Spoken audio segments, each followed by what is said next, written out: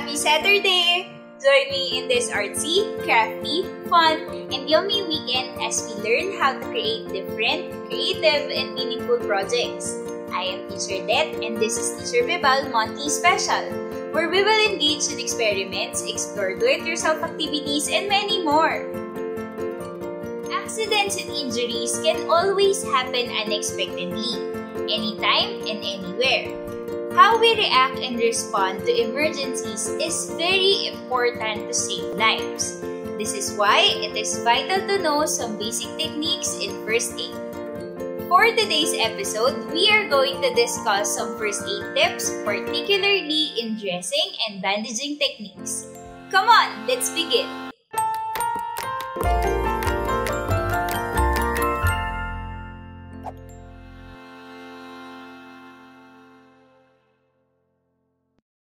Before we proceed to our discussion for today, let me first invite you to a magical learning experience at home with Vibal's Happy Homeschool program.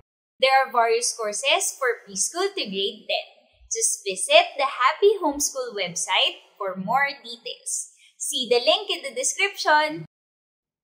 First aid skills enable you to assist anyone who becomes injured during an accident or emergency situation until help arrives. This skill can be useful at home, at your own workplace, or even in public locations. For today's topic, we are going to focus on dressing and bandaging techniques. These two are very effective first aid when used properly. Dressing is applied to a wound to promote healing and prevent further harm. It is designed to be in direct contact with the wound to absorb blood and other fluids. And the bandage, on the other hand, is used to hold the dressing in place. There are two types of dressings that we commonly use. Number 1, adhesive dressing. This type of dressing is used for small wounds and comes in different sizes. Number 2, gauze dressings. These are thick cotton pads used for larger wounds. They are held in place with a gauze strip or a bandage. Now, let's try some basic dressing and bandaging techniques that we can use anytime and anywhere. Let's first try how to apply a wound dressing. For this, we will be needing a gauze dressing. We will also use mild soap and water or alcohol for disinfection purposes. Now, let's proceed to the steps on how to apply it. First, put on gloves or use other protection to keep away from contact with blood to avoid contamination. Clean the wound with mild soap and water if available. You can also apply a small layer of antibiotic if needed or desired. Next, place a clean dressing over the entire wound. Gauze dressings let in air for faster healing, while non-stick dressings have a special surface that will not stick to the wound. If there is too much blood through the dressing, place another dressing over the first one.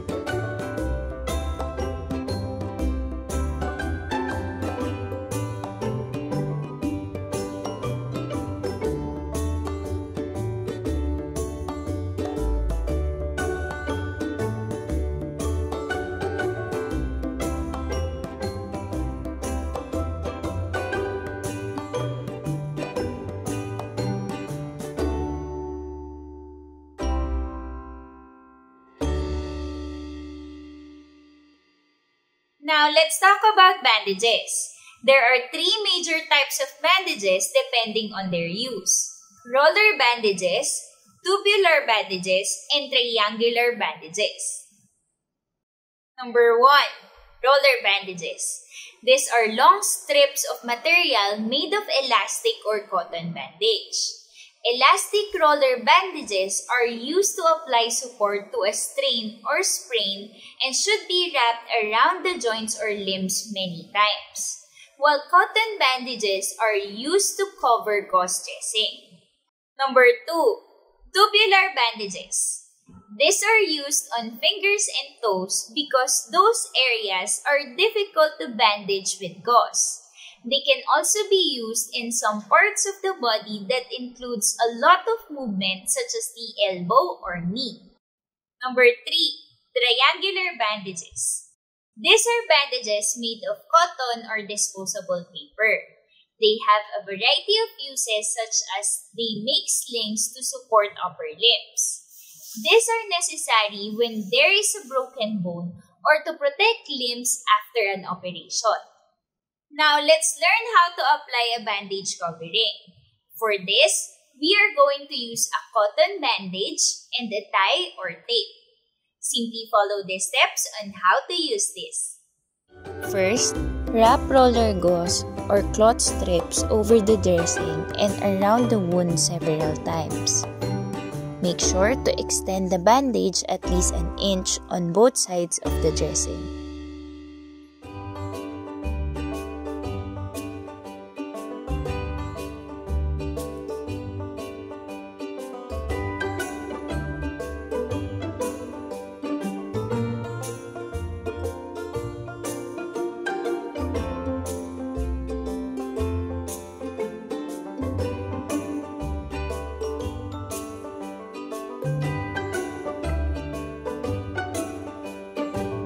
Make sure that the bandage is not so tight and it will not hamper the blood flow.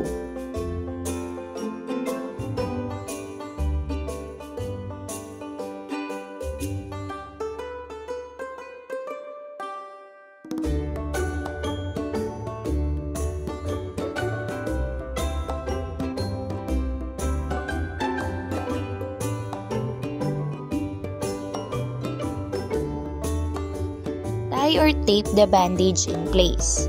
Be careful not to tie or tape it too tightly so as not to make the part become pale or blue.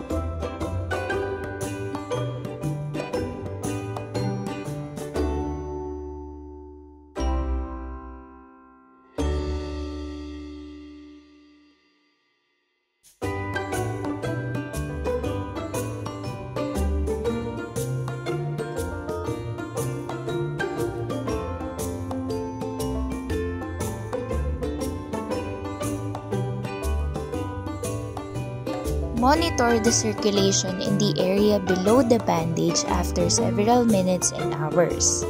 If circulation is poor, the skin may look pale or blue or feel cold. The patient may also experience numbness or tingling sensation in the area. If symptoms occur, loosen the bandage immediately and seek medical attention. Knowledge of first aid promotes a sense of safety and helps us be secured whenever there is an accident or injury. Awareness and alertness in our surroundings will help us prevent such accidents and will reduce the number of casualties. And that's it for our meaningful weekend. I hope these tips on first aid will help you feel safe and be able to help other people in need. If you like this video, please give it a thumbs up and share it with your friends so we can all be knowledgeable in giving first aid. Don't forget to click the subscribe button. And to experience magical learning at home, check out Vibal's Happy Homeschool program. See the link in the description to learn more. Again, I am Teacher Dette reminding you to relax, keep calm, and stay crafty. See you again next week for more fun do-it-yourself videos here in Teacher Vibal Monthly Special.